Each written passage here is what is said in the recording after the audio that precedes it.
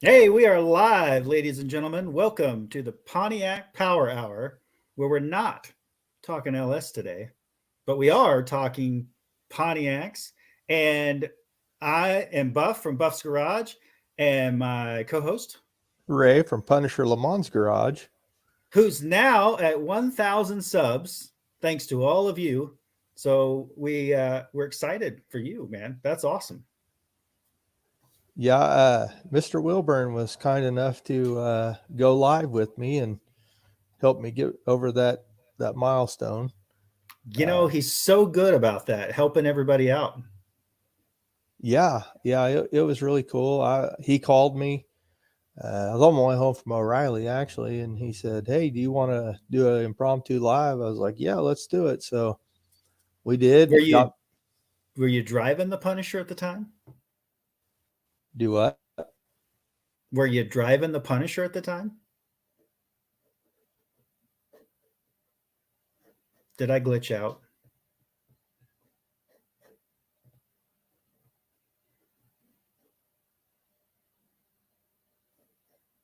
I think he froze up. So let's go to the chat and see who's in here. I've got Hunter from Sand Mountain Ballistics. I've got ASO's in the house. Buck does it. We got J-Bo. Hello, J-Bo. Alan's Cars and Stuff. Unfinished Projects. Rob's Rods and Streetcars. Now let's see who else. You can't have Mopar without Tim. He's in the house. Jay from Irish Outlaw Garage. And don't let me miss anybody. Keep going. Keep going. Everybody's saying hi to each other. And Everybody said, Hunter saying I froze up. We did froze up and go off for a second. Was it me? It was you. I double checked. Okay. I went over to YouTube to make sure. Auteur Fiddler. Everything if I said good that now? correctly. Yeah, I got you loud and clear. Colleen Tebow. Mr. Polo C4. I think I'm grabbing everybody. Oh, Jeff from Two Hacks in the house. John Wilburn. Tim Windsor. And they just keep pouring in. Andrew Nelson. So thanks everybody for coming in. We've got, I think a fun show today. We're going to be talking about an interesting part of our automotive history, the 1970s. John says you drop below 32 degrees for just a few seconds. Well, you're sounding kind of roboty. I think I'm out in the garage and I have a Wi-Fi extender, so I may need to go in the house. Okay. Well, if you got to duck out, don't end the broadcast. Everybody bear with me for a minute. Oh, I don't want to miss. I won't. I'll just stay live. Garage. Everybody can just watch me. Okay, we'll watch you. Hunter likes the 1970s Pontiacs.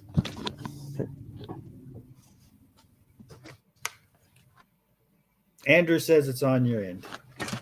Well, whoops, we lost him for a minute. He'll come back. All right, guys, thanks for jumping in today. It was pretty awesome to see Ray finally get to 1,000. I know he's been fighting it for a while, but with John's help and everyone here, we got him there. It's super exciting. All right, let's see if he's coming back here.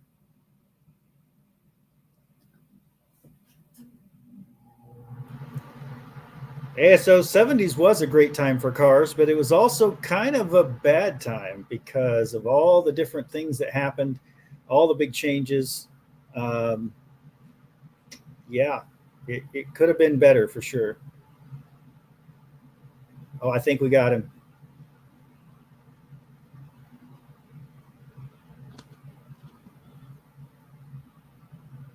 I think so, John.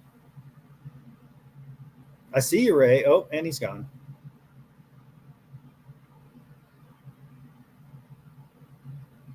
What was my first poncho? Well, sad to say, it was a 1977 Pontiac Phoenix.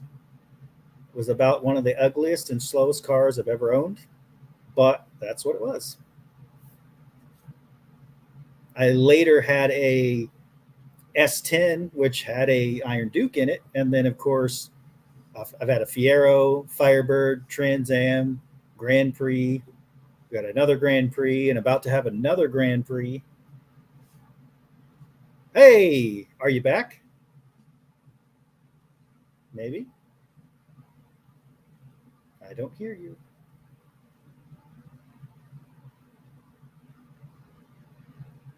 Well, Hunter says 81 was the last year of the real ponchos.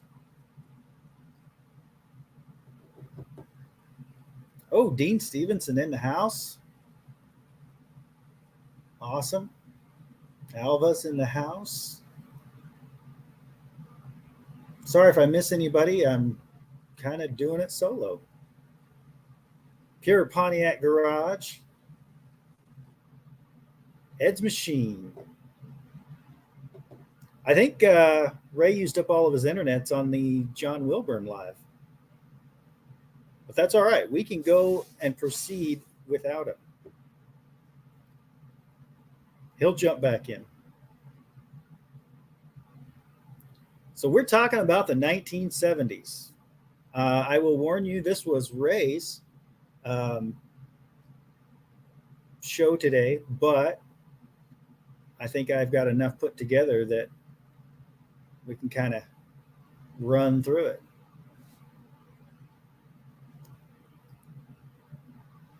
All right. So, for those of you that remember, there might be a few of you in the chat that were at least aware that the 1970s existed.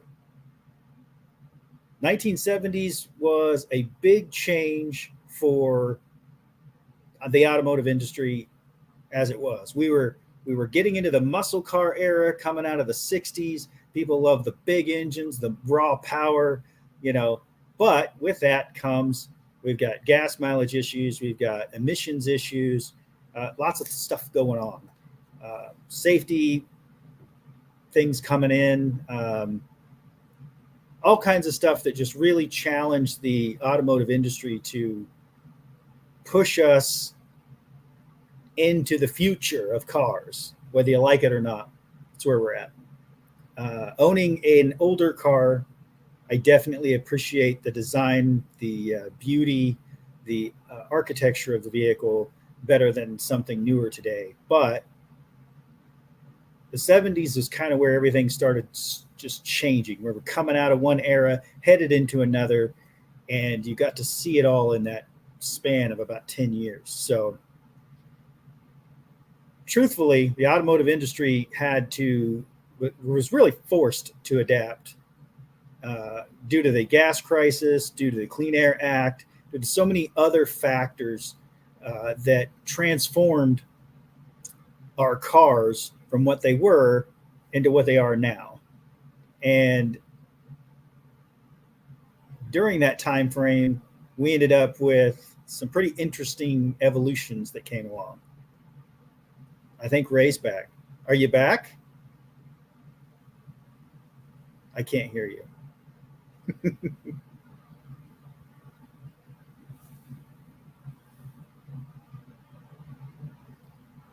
Now, can you hear me? Sorry, guys, a little technical, but I'd rather have Ray in here than not. Oh, I hear sound. How about now? I got you, buddy. You're here. Can you hear me now? Yes, sir. All right. Welcome good. back. I kind of started with an intro. It's good to be back. It's good to be back. So I'm going to let you kind of pick up. What I did was I talked about the 70s and how it's kind of you know that was the decade of change for automobiles, going from the cool stuff to the new stuff, right? So I'm going to Right. let you pick up where I left off. So everybody, in 1970, they passed the emissions laws that really started the downfall of the muscle car. I mean, for example, we got this Trans Am right here, 455 HO car. Even then, they started lowering the compression, and to try to make them pass emissions, and it really started hurting because the government was pushing for better fuel mileage, insurance companies was pushing for insurance rates, so it was just it was a start of a bad time for cars. But we did still have the 455 Super Duty Trans Am, the 455 Formula, and we had the I agree, Hunter. I Who go cares? I go for smiles per gallon. If I can make myself and everybody else smile, that's good enough for me. Right. Oh, and Jeff's correct on this. So horsepower, they changed the way horsepower was calculated. So if you look in like the old Chilton manuals, they used to put estimated horsepower and stuff. A lot changed in then, because they just the way they did the horsepower was completely different. Sorry, I got thrown off. The whole technology thing screwed me all up. It's all right, buddy. We're just glad that you're here. So, like I said, in 1970, they passed the emissions laws. I think I sent that to you, but I'm not 100% You sure. did. And that by 1973, it was a requirement to have catalytic converters on, or may have been 75. Oh, the catalytic converter. Yeah. Yeah, they had to have catalytic converters. So then you went from true dual exhaust down to single exhaust through a catalytic converter. And then split. Yeah, and it split. To look like it's dual exhaust, but it's not. So you still had, let's see here, I think this is a 72 GTO. You still had the 455 option. But I think it was an option, not standard then. You actually had to order it. So how about this one? And that's actually a really cool car. For sure. The Grand Prix Hurst SSJ. Those are actually pretty rare. They also had came with the 455. I mean, if you just park your car at the airport or some other public shopping mall, somebody else will take care of that problem for you. They'll just zip it right out for you. It depends on which city you live in. You may be running into the gas station. So in 1973, we had the oil embargoes. And a lot of these younger guys probably don't know that really put a hurting on things. You started having lines. I've seen pictures where I'm not for sure, but it looked like they was miles long waiting to get gas. So you couldn't get gas. They would wait for hours and hours and only get a gallon or two.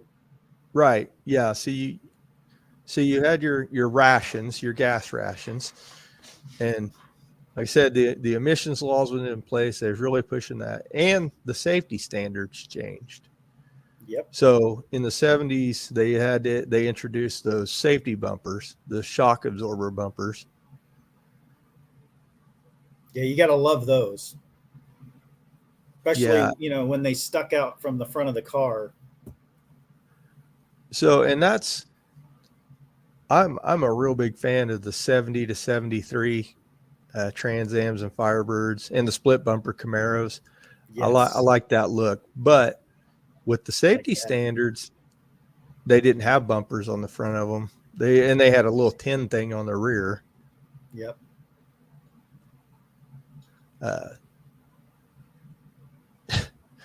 John Wilburn.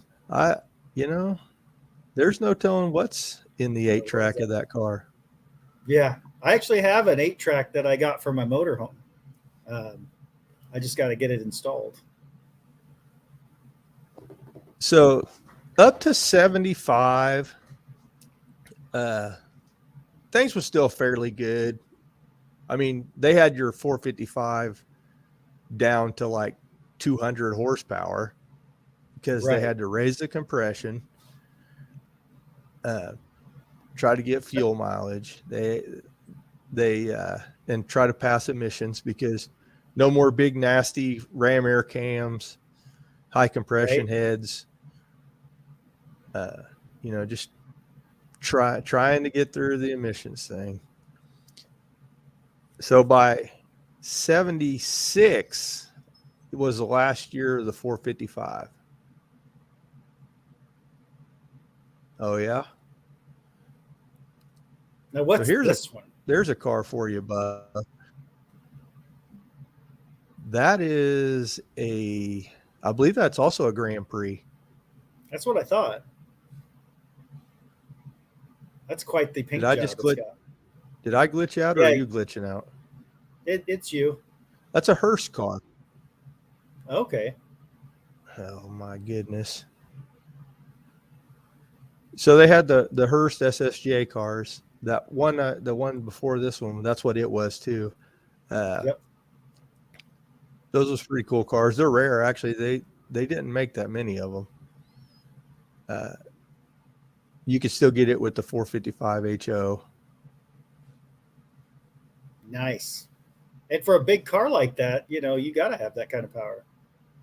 Right. And unfortunately, back in the 70s, a lot of people yanked that out of there and stuffed it in their Firebird or something else. So there's a lot of those cars sitting in fields with no power plant. I mean, I wouldn't say you could LS swap it, because we're not talking about that tonight. But so a nice big Pontiac engine would definitely suit that car. So by 1977, you couldn't get the 455 anymore. You got the smaller 400, which I bet Hunter could tell me, but I believe they introduced the 400 in 68. I think it's when they did away with the 389 and went to the 400. So in 77, you got this here beautiful Trans Am. It's one of my favorite colors. Yeah, it had the shock absorber bumpers, but they was hidden underneath plastic. So they got pretty good at trying to hide that stuff. Unfortunately, those cars got really heavy with all the plastic and safety and emissions and all that stuff. So by 77, your Trans Am, I think they had like 198 horsepower out of the 400 because they had 8.5 to 1 compression, a small lift camshaft. It's crazy. They just wasn't what they was, but they was still good. Right. Okay. 67. Mm-hmm. But in 77, you did get the G body Grand Prix, or 78. I think it's 78. You got the G body Grand Prix. They got smaller, but I think the biggest engine available was that one? Yes, that's a 78 Grand Prix. The engine options got really crazy in the late 70s because they did away with the 400 in 79. So most of your 79 Trans Ams came with a 403 Oldsmobile. But the Firebirds, you could get anywhere from a 231 Buick V6. You get the small block Chevy. You could get the Pontiac engine. I mean, it was all over the place. Those cars was so weird options. Yep. The one car I did, they still look really good. I really like those cars. yeah. The one car I didn't send you a picture of, and I meant to, was the Can-Am. Do you know what the Can-Am is? That they had the shaker hood and had the ducktail spoiler. There is a Grand Dam, but they're kind of strange, but a lot of people really liked them. Oh, I like them. BNR says get it up on my screen here. The G body was 77 to 87. Yeah, they had the factory 4-link suspension like the A bodies do. So yeah, unfortunately, a lot of them got turned into dirt track cars. That's the unfortunate demise of a lot of the G bodies. There you go. There's your Can-Am. Yeah, there it is. So there's your Can-Am. Those are fairly rare too. I used to think they was hideous, but they've grown on me now. Oh, they just got some weird body lines. That deal on the 70s, door, it almost, Yeah, the cars got bigger for a while, and then they got smaller again. Right. I'm just saying, but there was a time where everything was staying big, but then, like you said, the engines are getting choked down to even under 200 horse. So you got a big, huge, heavy car under 200 horse. It was just, you're dogging around all the time.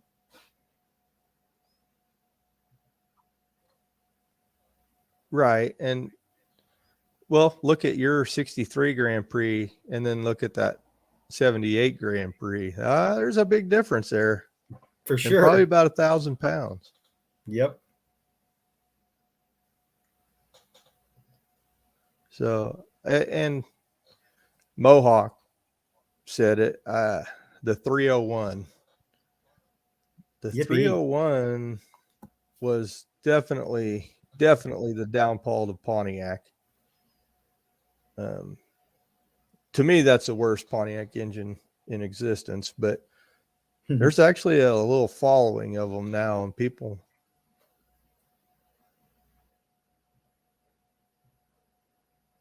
And I think we lost him. Well, that's all right. We'll keep it going, guys. So the big thing for me was looking back and obviously having a 60s Pontiac, I definitely appreciate the design. The 50s were awesome. 60s were amazing. I think it's probably the best time for Pontiac. And then, of course, you get into the 70s where, yes, there are some very cool cars, Trans Ams and such, the Can-Am. But at the same time, now you've got all the regulation changes. You got the emissions changes. That's around the time where, we're trying to get better gas mileage and drive slower and just everything that's involved with that. But are you back, Ray? Hello. Give me just a minute. Okay. Giving him in a minute.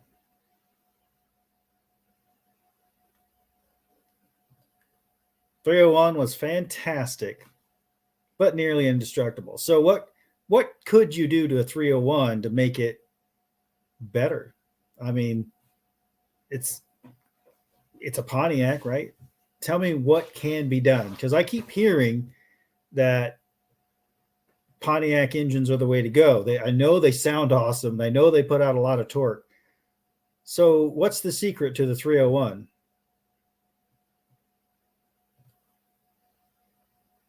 .301 with a 6-runner intake. And yes, we kind of touched on that Pure Pontiac Garage. The safety was definitely a game changer. It went from you have the big ugly 5 mile an hour bumpers on front and back to all of a sudden now they're able to hide them with the fiberglass and plastic and that kind of stuff. And he's back. I am back. I don't know what's going on with my internet. It's ridiculous. See, so I'm glad I reset mine before because I had a feeling. Hunter said you could take a 301 and stroke it with a good set of heads and get some power out of it. You can.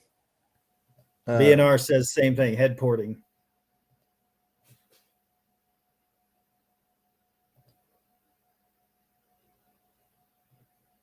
And they do still make an aftermarket aluminum head for the 301. Wow.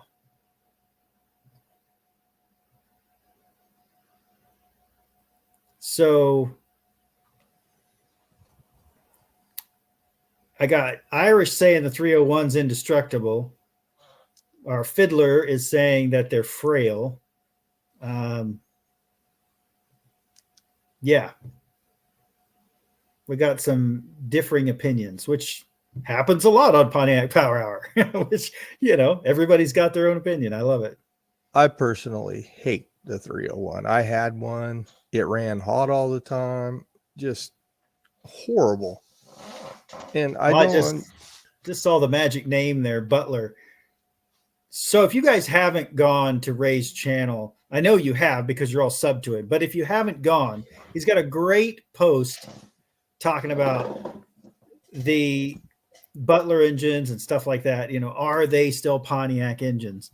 I know that there's a lot of debate, but it's a great video. Get in there, go watch it, comment below it. Make sure you put your opinion out there because you guys all have amazing opinions. That's why we love having you guys on Pontiac Power Hour. But it's a great question that he asked. It's one that needs to be asked, and I could go a lot further with it, like right, different. And I had some discussions because I posted that video in some Pontiac groups I'm in, and we had discussions about 9-inch rear ends, TKO 6-speed. right. Where do you drop the line? Yep. Oh, that's pretty cool, Mohawk. I'd really love to tour their shop. Butler built some fantastic stuff. Don't get me wrong. Mohawk, that right there is your ticket.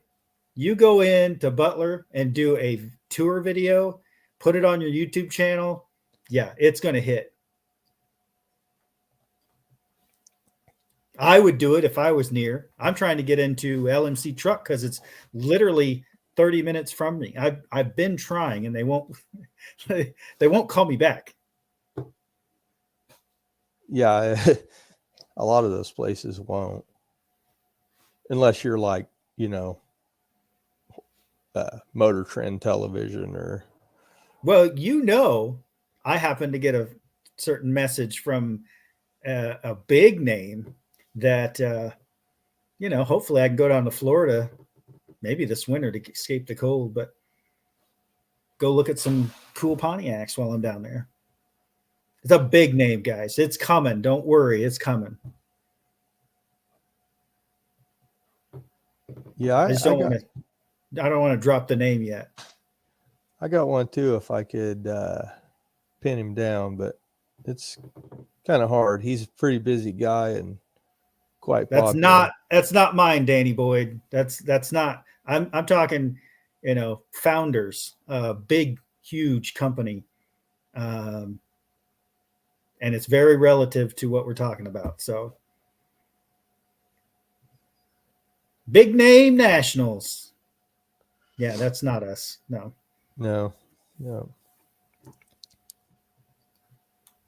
Oh my goodness. See, here's Hunter. He's sitting here stirring up the crap. I'm trying really hard to stay away from the LS debate. And here's Hunter coming in here. We're not having it. Having it. No, we're talking about low compression emissions, stuff from the 70s. We're talking this stuff. This stuff. Come on, guys. I had a 79 Firebird that had a factory 231 Buick V6 in it. Oh, right. Yeah. But it probably had more horsepower than the one I had with the 301, if we're being honest. Oh, Danny Boyd says Butler will answer when Big Chief calls. Yeah, I'm sure. You know, when you have that kind of money and that kind of, you know, I guess celebrity, you don't not, right? Right. Well, his car says Butler all over it. So, Right. you know, I mean. He says you asked, and he answered. Oh. It's all right. So the main thing is we're just trying to avoid that debate today. It was an excellent discussion last week, and then of course back onto Dalton's Pole Barn Garage channel. I think it was an excellent one. I know a lot of people have their opinions, and that's the beauty of the internet. Everyone can have their own opinion. Unfortunately, there is a group of people who are very pure to their cars, and they get very offended. Their feelings are very fragile sometimes. Agreed. But I'll have any discussion. I don't care. Right. And that's the main thing is when people, I mean, obviously they criticize mine because it's not a badass Pontiac Le Mans that's built to look like a road race car and has the power to, you know, put up or shut up, right? Mine's just, hey, I had a garbage car and a garbage engine. I threw them together. And everybody's like, well, why didn't you do this? And why didn't you do that? Well, I didn't have that. So once I do have that, you may see me change for sure. But I can tell you that my car fired up and drove out of the garage today. I heard a rumor that there may be a Pontiac in your future. If maybe I can find one. There might be one out there and available, and you know, it's finding all the right pieces. Like I had to build a drive shaft. It took 4 drive shafts to build the one that I have in the car, and it fits perfect. But TH350 from a Chevy bolted to the LS. Some things are going to have to be swapped around to put it in. But I know some guys who know Pontiacs. I'm looking at one right now. And I got another one about an hour and a half from me who just happens to have some holy cars that are full of Pontiac stuff. I know for a fact that I could get help making it right. Speaking of Pole Barn Garage, I think he's running a fever. Did you see that he actually washed the carpet and everything in that AMC he's working on? So I got to see it just after he got it. And I think it was right after he posted his first video on it. But before he posted the second video, the main thing with the AMC is it's a nice car. It's a really nice car. And it's in much better shape than sitting on a scrap pile the way it was. He is going to try to make it as nice as possible. You know, washing your car's carpet in the washing machine, whatever. You try whatever you can try, right? I personally would have taken it and power washed it, but he did what he did, and it's going to be an amazing runner when it's done. But not to get too far off Pontiacs, but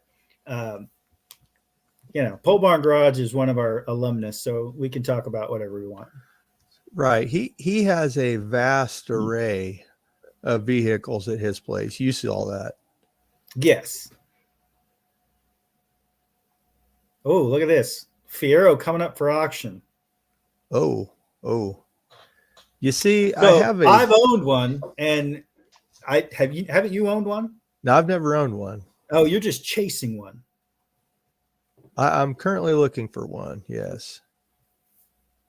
I'm trying to talk my son into buying one and letting me build it for him. For sure. That way he gets the car he wants and I get to build it. Okay, I just have to ask Hunter. Hunter, did you see the Rolled Runner episode, the last one? when we set the car on fire. Did you see that one? You might have noticed somebody that maybe on the screen right now. That was hilarious. That whole episode was hilarious. I watched it the other day. Yes. It was gold, man. When the car caught on fire, that was awesome. And then of course we tried to Dukes of Hazzard into the side windows. That was pretty great too. Look, BNR's calling out people. Well, Bad Tree. I assume that's Blake. I can tell you that not a lot of Pontiac power in the Pontiac Power Hour right now, but we're working on it. We're both working on it. Hey, besides that, even our discussion of the 70s, there wasn't a lot of power. And being a Mopar guy, he can understand that because they never really had any. But look at this. Who says Mopar or no car when you got that? I mean, it's even got a sunroof. That thing's pimp. See a guy getting out with a fedora and a feather sticking out, and some cool bell-bottom pants. I'm telling you, that car is awesome. So the Hearst cars, they had the Hearst Olds 442, and then they had the Hearst Pontiacs, and I think they even tried to do the Hearst cars in the 80s, but they just wasn't that. Well, they did the Olds. Remember that? They did an 80s Olds. Actually, they had the one that had the lightning rod shifters in it, factory. I don't know if you ever saw that. Right. Oh, look at that. Big Block's in the house, buddy. Wow. Look at that. He changed his engine plans. I thought he was going with a 400 Pontiac in it. Is that not happening now? Well, he has one. Well, if he's not using it. By the way, can two middle-aged guys Dukes of Hazzard through the windows of a rolled over Roadrunner? Yes. Very, very carefully. Yes. But I will tell you by the next episode, I'm going to practice my hood slide, but we got to get Irish Outlaw Garage to deliver the hood first. Because I don't think I want to slide across the engine when it's on fire. Oh, yeah, yeah. So if you don't know, Dalton's just too close to me not to go visit again. So I think we have plans that I'm going to go back and hang out to get the Roadrunner actually driving. And I might need to take a bow and arrow and Luke out the window. Oh, this is getting good. Yeah, these guys, there's a race about to go down. I mean, we already got Punisher is going to race BNR at No Name Nationals. I've got $100 on it. Jeff's got $100 on it. It's going to happen. Get your subs. Yep. So you can't race at No Name Nationals without at least 500. We don't know what the new number is, but we know last year's was 500. And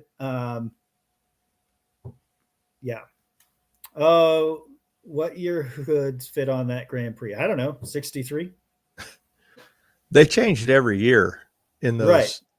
Like I know 62 won't fit and maybe 64. I don't know, but my hood fits because I have one. I just haven't put it on.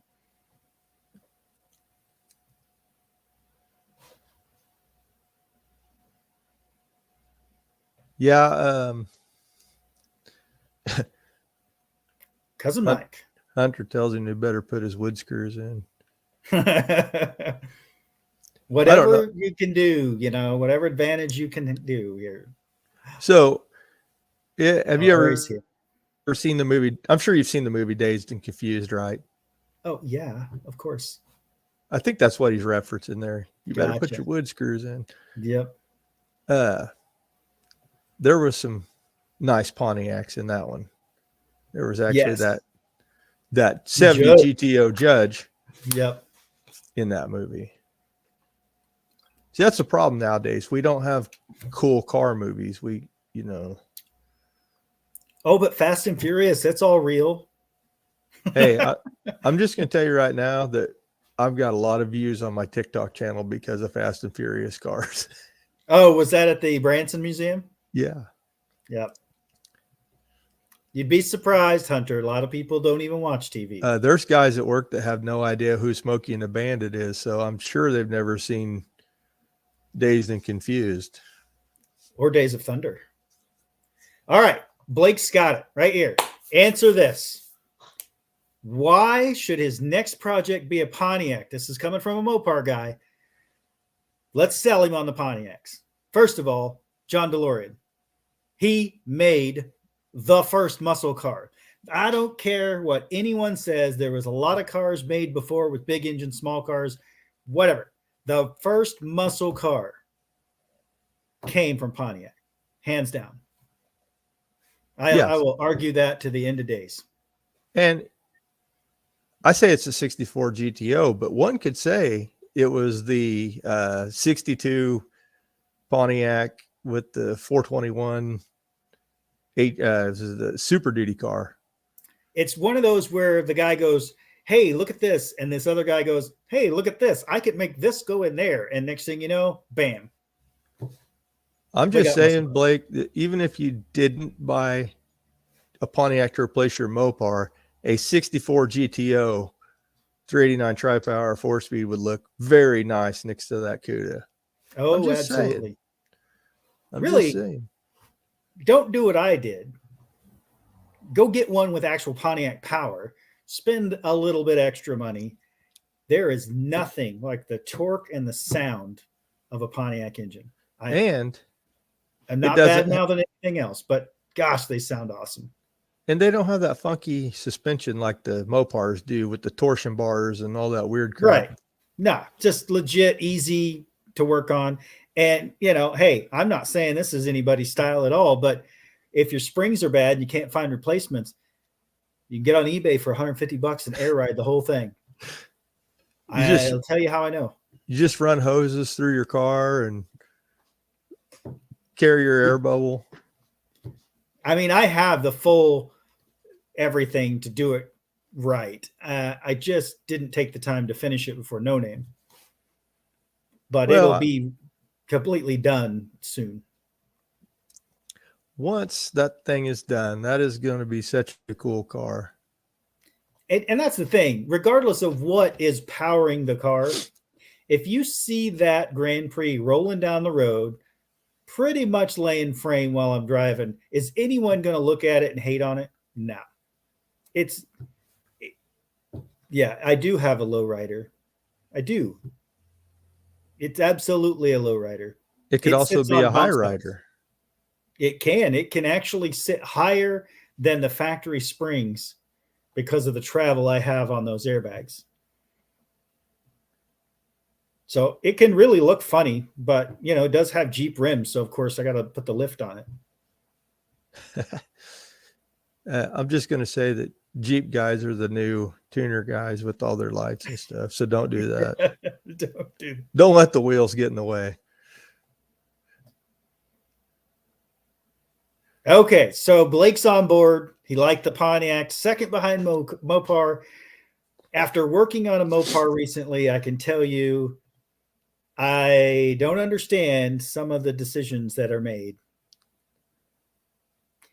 Like when you're assembling an engine and transmission on a Mopar, why does all the bolts go one way except this bolt, which then you have to turn around and go the other way? Like, why? I don't understand. Yeah, my son Dylan couldn't attest. He had a Dodge Ram, and we pulled the 318 out of it that I blew up, and we put I think we put a 360 in it. I cussed that thing so much trying to get the torque converter bolts out and stuff. I was like, I will never work on a Mopar again. I was about ready to burn that truck by the time I got it done. Yeah. I'd always worked on GM stuff.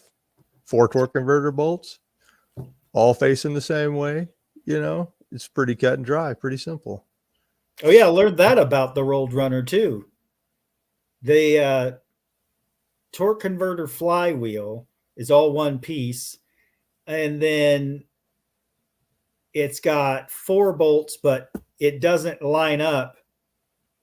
It only lines up one way. And so just from experience, if you put one bolt halfway in and then you bump the starter to try to realign it, it will shear that bolt right off. And now you have 3 bolts. Hey, like I told Dalton, there's a lot of GMs with Turbo 350 that only have 3 torque converter bolts factory. So 3 will hold it. Yes. Well, what do we got for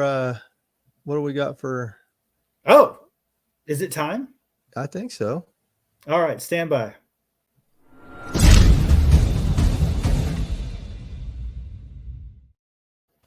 Oh, it's trivia time. All right, guys, I just want to put out there that we do still have Super Clean as our sponsor for our Pontiac trivia. And what we usually will do is choose or we'll send a prize pack to our guests, whoever our guest is, since we don't have a guest this week.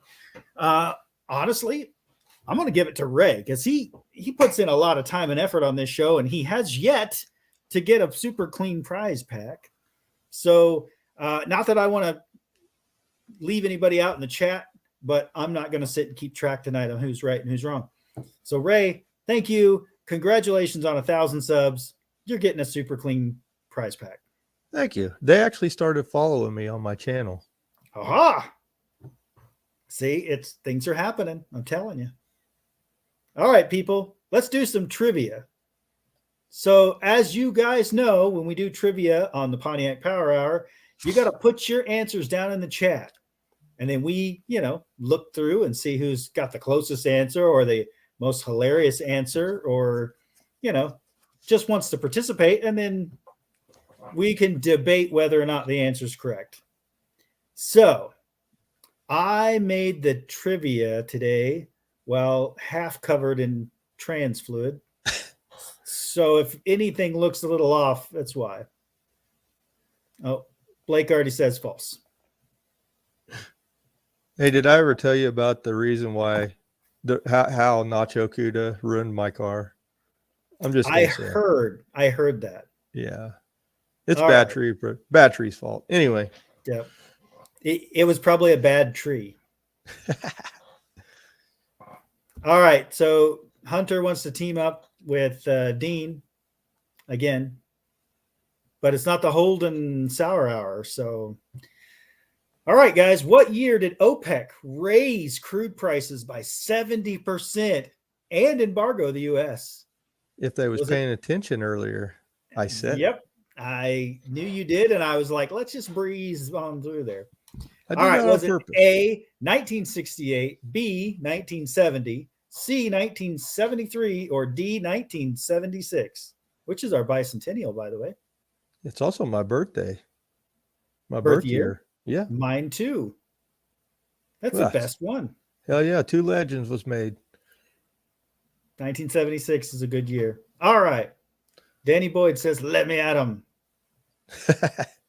All right. We got a lot of 1973s in the answers. Blake says 76. Buck says 76. Andrew says we're just kids.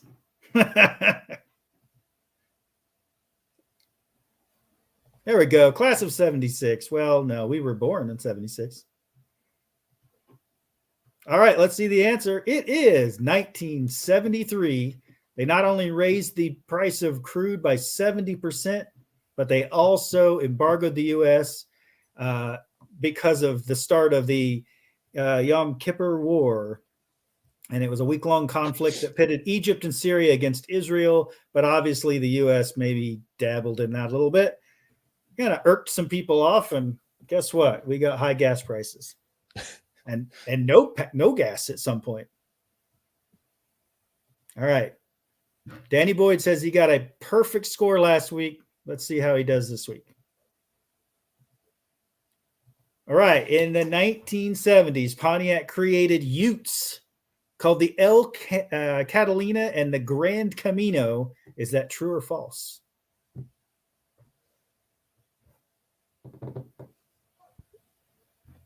A guy that lowballs people. Yeah, look, he's trying to blame us for getting it wrong. Yeah, dragon feet. Well, we got 10 minutes and we don't have that many questions. So, all right, we got a C, we got an A, we got an F. So Tim F. says, yeah, I don't know. We could say false. Is that what we're going for, Hunter? Is false? That's not an answer. It's A or B. He's been on the show. He knows. Yes, he does. Colleen says true. BNR says false. Alva says false. RC says false.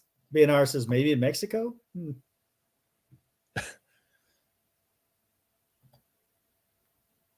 Anybody who says A can't read. Okay. Heard rumors. There's things about concepts and rumors.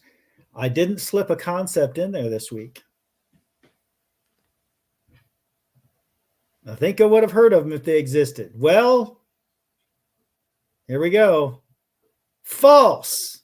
Even though you have two fine specimens sitting right in front of you on your screen, these are in fact, factory GM cars that got swapped out because it was so easy to swap those panels out in those cars.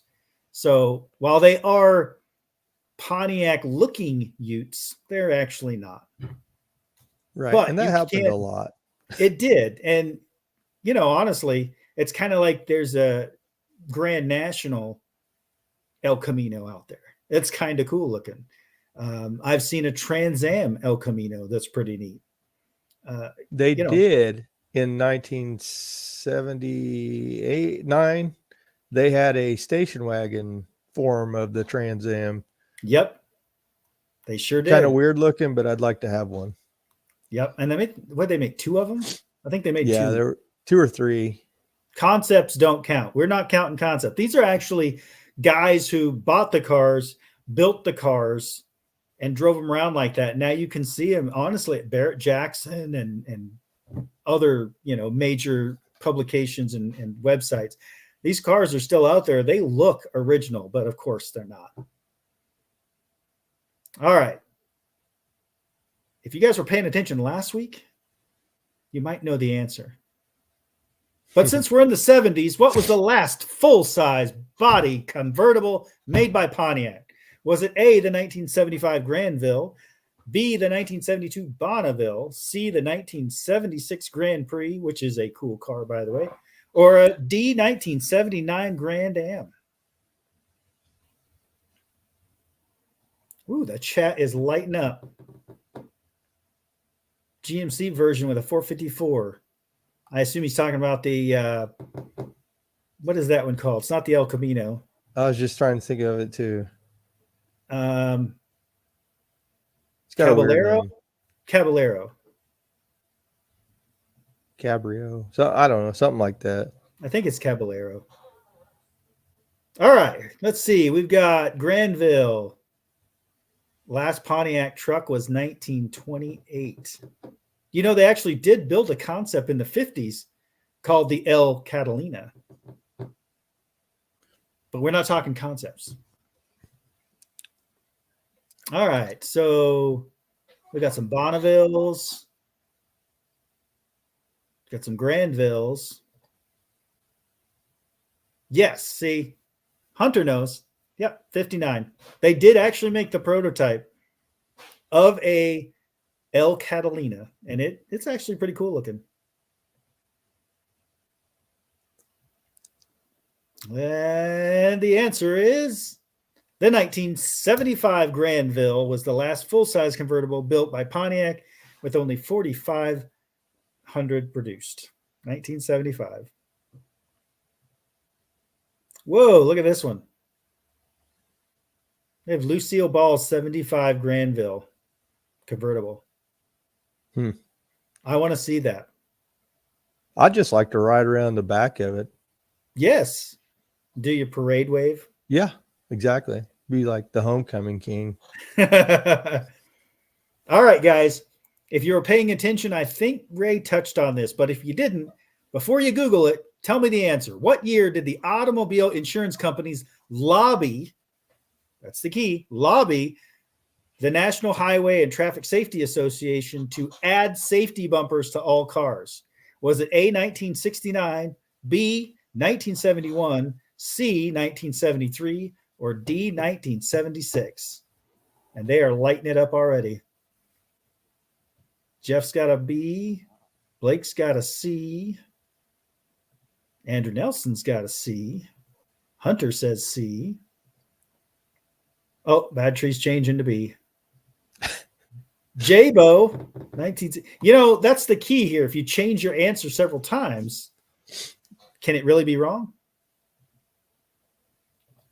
73. A lot of 73s in here.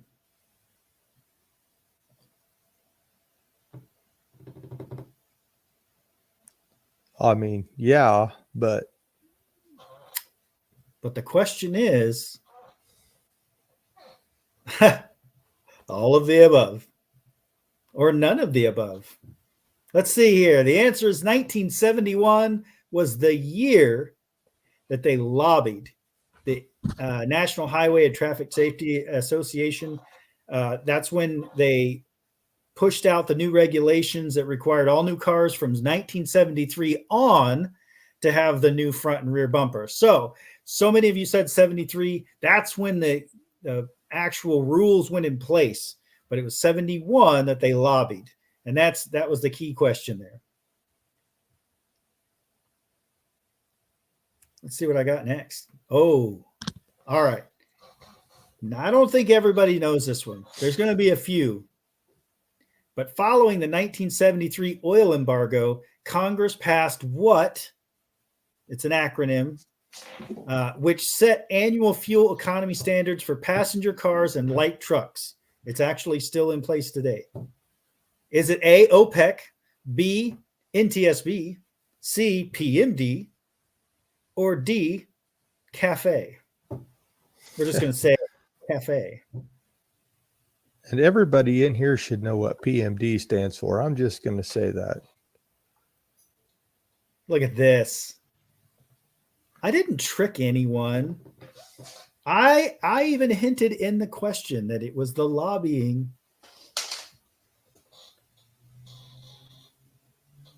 Look at all these D's. Holy moly. Oh, we got one B.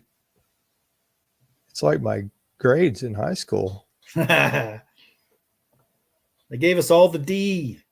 So hard. Yeah. They took all of our cool cars and just destroyed them. PMD does sound good. Everyone needs some PMD in their life. I agree. And the answer is the CAFE. So the corporate average fuel economy, or CAFE regulations, was set the annual fuel economy standard for all passenger cars and light trucks. As a result, the engineers had to figure out how to bring increased fuel efficiency while decreasing emissions on their cars. And even though this is a fine specimen of one of their smaller cars, I don't believe it's going to pass the standards. I'm just going to say I would LS swap the hell out of that car. I think it's got a little extra under the hood, just looking at the weld wheels on it. And yes, that is correct. Look at that car. Come on, just look at it. It's the cooler Vega. Danny Boyd says he'd take one with a 301. And yes, they are rare now. How many of those do you see? You really don't, right? Oh, some of them had the Iron Duke. Yeah. So it was ugly and slow, which I actually don't think it's that ugly. But back in the day, it wasn't the most, beautiful Pontiac. At least it wasn't that hatchback when, like, the Monza, the Pontiac version of the Monza. I don't remember what it was called, but it was the Sunbird, actually. Right. Yep. Well, I think that's all we got. Yes, that's all we got for trivia. We want to thank Super Clean for sponsoring our trivia. And as always, guys, you can follow our hashtag Pontiac Power Hour. You can catch me on Buff's Garage, or you can catch Ray on Punisher Le Mans Garage. I've got new content coming. I know you've got new content coming. So keep an eye out for that. I personally, I want to thank everyone for jumping in the chat. I appreciate all of you guys. Every week, you guys exceed my expectations. So thank you guys for doing that. I apologize for the technical difficulties that I had. You can thank We all have Spartan. them. We all have them. Right.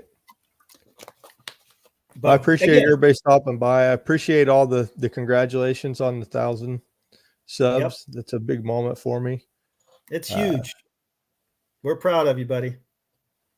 But anyway, thank you everyone for jumping in, always coming back and joining the show. We thank every one of you. And with that, I'm gonna say goodnight. How about you? Yep. Have a good night, guys. Girls.